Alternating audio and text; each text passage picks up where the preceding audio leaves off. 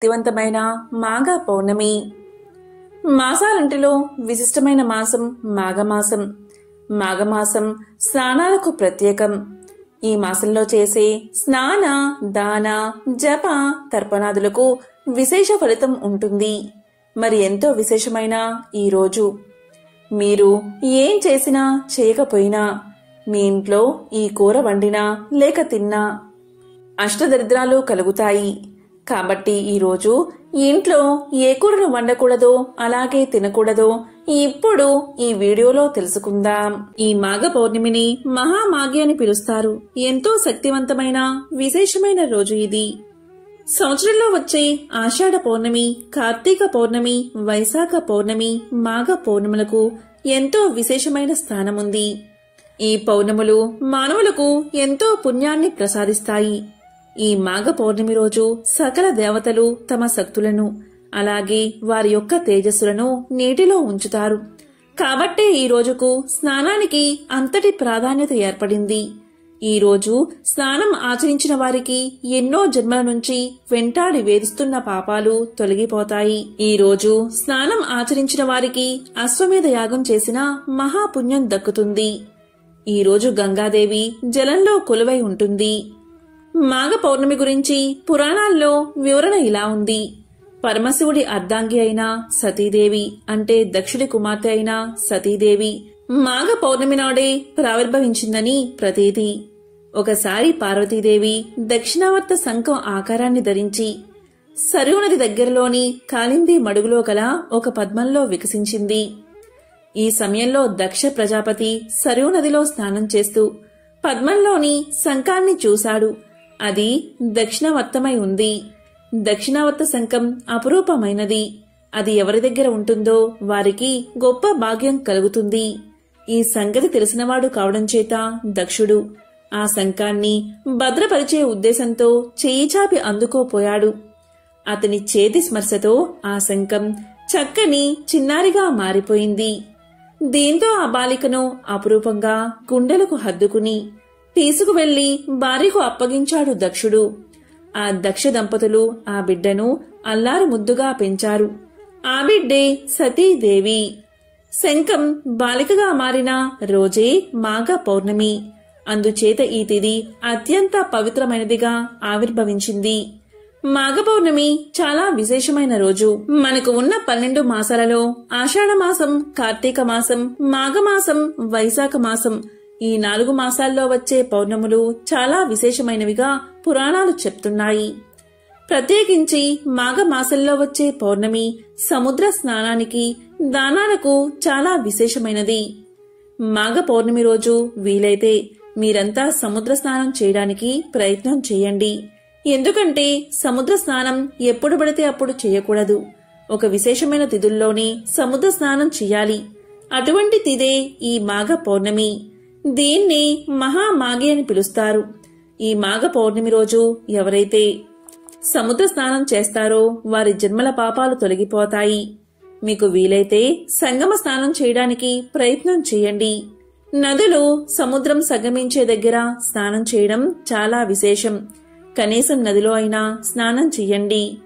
ఎందుకంటే మాఘ పౌర్ణమి రోజు మీరు నదీ స్నానం కానీ చేస్తే, ప్రయోగలో కుంభమేళాలో స్నానం చేస్తే ఎటువంటి ఫలితం కలుగుతుందో అటువంటి ఫలితమే కలుగుతుంది. లేదా చెరువులో స్నానం చెయ్యండి. అది కూడా వీలు కాకపోతే బావినీటితో స్నానం చెయ్యండి.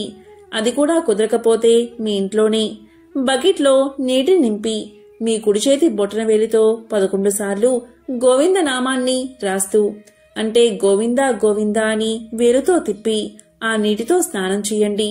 అప్పుడు మీకు మాఘ పౌర్ణమి స్నానం చేసిన ఫలితం దక్కుతుంది. మాఘ పురాణంలో ఇలా వివరణ ఉంది. నదుల్లో గంగానది పవిత్రమైనది. ఎలా అంటే గంగాజలం విష్ణు పాదాల నుంచి పుట్టింది, శివుడు శిరస్సు మీద నుంచి ప్రవహిస్తుంది. అందుకే గంగాజలం సర్వ పాపాలను హరిస్తుంది. ఈ మాఘ పౌర్ణమి రోజు అన్ని జలాలలో గంగానది కొలువై ఉంటుంది. ఈ రోజు గంగాజలంతో స్నానం చేస్తే మహాపాపాలు సైతం హరించుకుపోతాయి. కాబట్టి గంగాజలం అంతటి పవిత్రమైనది. ఈ రోజు సముద్ర స్నానం చేయడం విశేషం. ఈ మాఘమాసమంతా స్నానాది కార్యక్రమాలు ఆచరించని వారు ఈ ఒక్క పౌర్ణమి రోజైనా సరే నియమంగా స్నానాన్ని ఆచరిస్తే వారికి నెల రోజులు మాఘస్నానం చేసిన పుణ్యం కలుగుతుంది. కాబట్టి ఈరోజు ప్రతి ఒక్కరూ మాఘస్నానాన్ని ఆచరించాలి. అదేవిధంగా మాఘ పురాణాన్ని వినాలి. ఈరోజు మాఘస్నానం ఆచరించకుండా ఉంటే, ప్రాతకాలంలో నిద్ర లేవకుండా ఉంటే, దానం చేయకుండా ఉంటే, ఆ విష్ణువును పూజించకుండా ఉంటే, మాఘపురాణ కథను వినకుండా ఉంటే అలాంటి వారు రౌరవాది నరకాన్ని పొందుతారని పురాణాలు చెబుతున్నాయి. కాబట్టి ఎటువంటి పరిస్థితుల్లో అయినా సరే సూర్యోదయానికి ముందే నిద్రలేవాలి. ఈ నియమాలను పాటించకపోతే పిశాచ జన్మలు ఎత్తుతారని పురాణాలు చెబుతున్నాయి. దీనికి సంబంధించిన ఒక కథ మాఘ పురాణంలో ఉంది. ఈ కథను విన్నంతనే మీకు మాఘస్నాన ఫలితం కలుగుతుంది. మరి ఆ కథ ఏంటో ఇప్పుడు తెలుసుకుందాం. పూర్వం ఆనంద శర్మ అని విప్రుడు గంగా తీరంలో నివసిస్తూ ఉండేవాడు. ఆయన వేదాంగ విశారదుడు, యజ్ఞాలు చేసిన సోమయాజి, నిష్ఠా గరిష్ఠుడు. అతనికి ఎన్ని ఉన్నా సంతాన భాగ్యం కలగలేదు. అతను ఒక రోజున భార్యతో, మనకిన్ని సంపదలు ఉన్నాయి, కాని గుణవంతుడైన కుమారుడు కలగాలన్న మన కోరిక మాత్రం నెరవేరనే లేదు. పిల్లలు లేని ఇల్లు కాయలు కాయని చెట్టులా శోభావిహీనంగా ఉంది. మనం పూర్వజన్మలో ఎవరికీ ఏమీ దానం చెయ్యలేదేమో. పుణ్యం కొద్దీ పురుషుడు, దానం కొద్దీ బిడ్డలు అంటారు. అయినా మించిపోయిందేదీ లేదు. నేను వెళ్లి ఆ లక్ష్మీనారాయణ స్వామి గురించి తపస్సు చేసి ఒక మంచి కుమారుణ్ణి ప్రసాదించమని కోరతాను అని ఒక ప్రశాంతమైన చోట కూర్చుని అష్టాక్షరి మంత్ర జపంతో తపస్సు ప్రారంభించాడు. కొంతకాలం తపస్సు చేయగా వాసుదేవునికి అనుగ్రహం కలిగింది. శంఖ చక్రాలతో, పీతాంబరంతో, గుండెల మీద వినోదించే శ్రీలక్ష్మితో గరుడ వాహనమెక్కి ఆయన ఆనంద శర్మకు ప్రత్యక్షమయ్యాడు. శర్మ ఏకాగ్రతలో ఉండడం చేత గోవిందుడు ప్రత్యక్షమైన సంగతి కూడా గమనించలేకపోయాడు. దేవుడు అతని ఏకాగ్ర దీక్షకు ఇంకా సంతోషించి అతన్ని పిలిచాడు.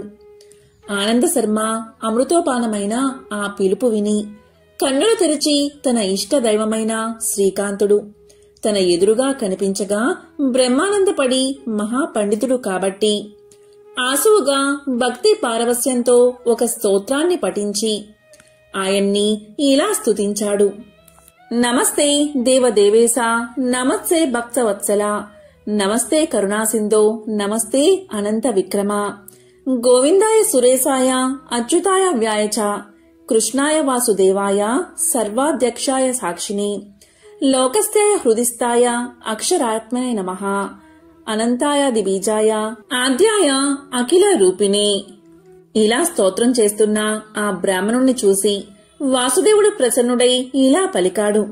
బ్రాహ్మణోత్తమా, నీకేం వరం కావాలో అడుగు అనగా శర్మ ఇలా పలికాడు. దేవదేవా, నాకు నీ పాద పద్మాల మీద అచంచలమైన భక్తిని అనుగ్రహించు. అంతేకాదు, సద్గతికి కారణమైన పుత్ర సంతానాన్ని ప్రసాదించు, జ్ఞాన వైరాగ్యాల్ని, ముక్తిని ప్రసాదించు అని వరుసగా తన మనసులోని కోరికలన్నీ ఆయనకు చెప్పేశాడు. శ్రీహరి, నీవు కోరిన వరాలు ఇస్తున్నాను. నీవు ఆసువుగా చెప్పిన ఈ స్తోత్రంతో నన్నెవరు స్తుతించినా వారికి కూడా ప్రసన్నుడై వరాలు ఇస్తాను అంటూ అంతర్ధానమైపోయాడు. దీంతో ఆనందశర్మ ఇంటికి వచ్చాడు. కొన్నాళ్లకు ఆనందశర్మ భార్య గర్భవతి అయి 12 కొడుకును కన్నది. ఆ పిల్లవాని ఆటపాటలతో, ముద్దు మురిపాలతో ఆనందంగా కాలం గడిచిపోతుంది. ఒకనాడు నారద మహర్షి వీరింటికి అతిథిగా వచ్చి బాలుని చూసి ఇలా పలికాడు. ఇతనికి 12 ఏళ్ల ఆయుష్షు, జాగ్రత్తగా చూసుకోండి అని చెప్పి వెళ్లిపోయాడు.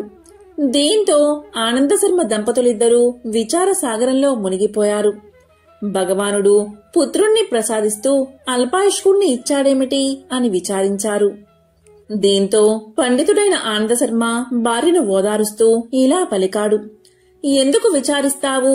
జాతస్య హ్రీ ధ్రువో మృత్యుః అని పుట్టిన వారికి చావు తప్పదు. ఈ సృష్టిలో పుట్టినదేదీ శాశ్వతంగా ఉండదు. యదృశ్యం తన్నస్యం. ఇప్పుడు కనిపిస్తున్నంత ఎప్పుడో ఒకప్పుడు నశించవలసినదే. అయితే కొన్ని వస్తువులు ముందు, కొన్ని వస్తువులు తర్వాత నశించడం సహజం. లోకాలన్నీ కూడా శాశ్వతంగా ఉండవు. బ్రహ్మగారు నిద్రపోతే ఆయన సృష్టించిన ఈ లోకాలన్నీ నశించవలసిందే. విచారించినంత మాత్రాన నశించేది నశించక మానదు. ప్రతి జీవి కూడా తాను పూర్వం చేసిన కర్మ ప్రకారమే పుడుతూ ఉంటుంది, పెరుగుతూ ఉంటుంది. కర్మ పరిపక్వం కాగానే నశిస్తూ ఉంటుంది. నాటక రంగం మీదకి పాత్రధారులు వస్తూ ఉంటారు. తమ పాత్రను నటించి అయిపోగానే రంగం మీద నుంచి నిష్క్రమిస్తారు. శాశ్వతుడైనవాడు ఆ పరమాత్ముడు ఒక్కడే. ఆయనకే జనన మరణాది వికారాలు ఏమీ ఉండవు. కాబట్టి నేను అశాశ్వతుడైన వాసుదేవుని గురించి మళ్లీ తపస్సు చేసి మన కుమారుడికి దీర్ఘ ఆయుర్దాయం ప్రసాదించమని కోరుకుంటాను. నీవు బాధపడుకు అని భార్యను ఓదార్చి తాను మళ్లీ తపస్సు చేయడానికి వెళ్లిపోయాడు ఆనంద శర్మ. మునపటిలాగే మహాభక్తితో, ఏకాగ్రమైన దీక్షతో, నిశ్చలమైన మనస్సుతో తపస్సు చేయడం ప్రారంభించాడు. కొంతకాలానికి ఆయన తపస్సుకు మెచ్చి ఆ జగన్నాథుడు ప్రత్యక్షమయ్యాడు. అలా ప్రత్యక్షమై ఇలా పలికాడు, ఆనంద శర్మ, నువ్వు తిరిగి నా దర్శనం కోసం తపస్సు చేశావు. కారణం ఏమిటి? నీ మనసులో ఏమున్నదో చెప్పు అన్నాడు. ఆనంద శర్మ తనకు ప్రత్యక్షమైన శ్రీ లక్ష్మీనారాయణ్ణి చూసి ఆనంద పారవస్యంతో సాష్టాంగ నమస్కారం చేసి, స్వామి, మహానుభావా, నాకు కుమారుడు కలుగుతాడని వరాన్ని ఇచ్చావు. కలిగాడు, చాలా సంతోషం. కాని అటువంటి అల్ప ఆయుర్దాయం కలవాణ్ణి ఎందుకు ఇచ్చావు? అతను 12 సంవత్సరాలు మాత్రమే జీవిస్తాడని నారదుల వారు చెప్పి వెళ్లిపోయారు. దానితో మా దంపతుల విచారానికి హద్దులేదు. ఆ దుఃఖాన్ని పోగొట్టుగల సమర్థుడవు నీవే అని నిన్ను శరణు పొందాను అని చెప్పుకొచ్చాడు. అప్పుడు లక్ష్మీపతి అతన్ని చూసి, వత్స, నీ కుమారునికి 12 ఏళ్లు నిండగాని ఆయువు తీరడానికి కారణం చెబుతున్నాను విను. నీ భార్య పూర్వజన్మలో చేసిన పొరపాటు వల్లే ఇప్పుడు నీ కుమారుడికి మరణం సంభవించబోతుంది. మీరిద్దరూ మాఘమాస వ్రతం చేస్తూ గంగానదిలో స్నానం చేస్తూ యథావిధిగా చేయడానికే సిద్ధమయ్యారు. మాఘ పూర్ణిమ నాడు హరిహర విరించి స్వరూపుడైన సూర్యనారాయణ్ణి ఆరాధిస్తూ పాయసం వండి నైవేద్యం పెట్టడం మర్చిపోయింది. ఆ దోషం చేత ఆమె చేసిన వ్రతం భగ్నమైనది. ఆ కారణం చేతే అల్పాయుష్కుడైన కుమారుడు జన్మించాడు. మీ దంపతులిద్దరూ నియమనిష్ఠలతో మాఘమాస వ్రతాన్ని చెయ్యండి. నిత్యము గంగా స్నానం చేసి ఆ గంగాజలాన్ని తెచ్చి మీ కుమారుడి మీద ప్రోక్షించండి. ఏ లోపాలు రాకుండా అతి శ్రద్ధా భక్తులతో మాఘమాస వ్రతాన్ని పూర్తి చెయ్యండి. ఇందువల్ల ఆ గండదోషం పరిహారమై మీ కుమారుడికి దీర్ఘ ఆయువు కలుగుతుంది. మాఘవ్రతం సర్వపాపహరం. దీని మహిమను బ్రహ్మ, శివుడు, లక్ష్మి, పార్వతి, సరస్వతి, ఇంద్రుడు, నేను, నారదుడు, వశిష్ఠుడు మాత్రమే ఎరుగుదుము. నేను చెప్పినట్లు నీవు మాఘవ్రతం చేసి 4 రోజులు నీ కుమారుని మీద గంగాజలం చల్లు. దీంతో నీ కుమారుడికి గండదోషం పోయి దీర్ఘ ఆయుర్దాయం కలుగుతుంది, మీకు శుభం కలుగుతుంది అంటూ అంతర్ధానం చెందాడు. దీంతో ఆనందశర్మ చాలా సంతోషపడి వెంటనే ఇంటికి వచ్చి భార్యతో అన్ని విషయాలు చెప్పి మాఘమాసం ఎప్పుడు వస్తుందా అని ఎదురుచూసి మాఘమాసం రాగానే మాఘవ్రతం చేసి శ్రీ మహావిష్ణువు చెప్పినట్లు గంగాజలాన్ని కుమారుడి మీద ప్రోక్షించారు. దానితో ఆ కుమారుడు దీర్ఘ ఆయుష్మంతుడయ్యాడు. అతనికి ఆ దంపతులు 3వ సంవత్సరంలో పుట్టు వెంట్రుకలు తీయించడం, 7వ సంవత్సరంలో ఉపనయనం చేసి విద్యాభ్యాసం కోసం గురుకులానికి పంపారు. విద్యాభ్యాసం పూర్తయిన తరువాత కుమారుడికి యోగ్యురాలైన కన్యను చూసి వివాహం చేసి ఆ దంపతులు కొడుకు కోడళ్లతోనూ మణమలతోనూ చాలా కాలం సుఖంగా జీవించి చివరికి యోగశక్తితో ప్రాణాలు విడిచి వైకుంఠధామానికి చేరుకున్నారు. మాఘ పౌర్ణమి రోజు సముద్రం, చెరువులు, బావులు లభించని వారు ఇంట్లో అయినా స్నానం చేసే నీటిలో చిటికెడు కల్లుప్పు వేసుకుని స్నానం చేస్తే మంచిది. ఇలా చేస్తే చాలు సముద్ర స్నానం చేసిన మహాపుణ్యం లభిస్తుంది.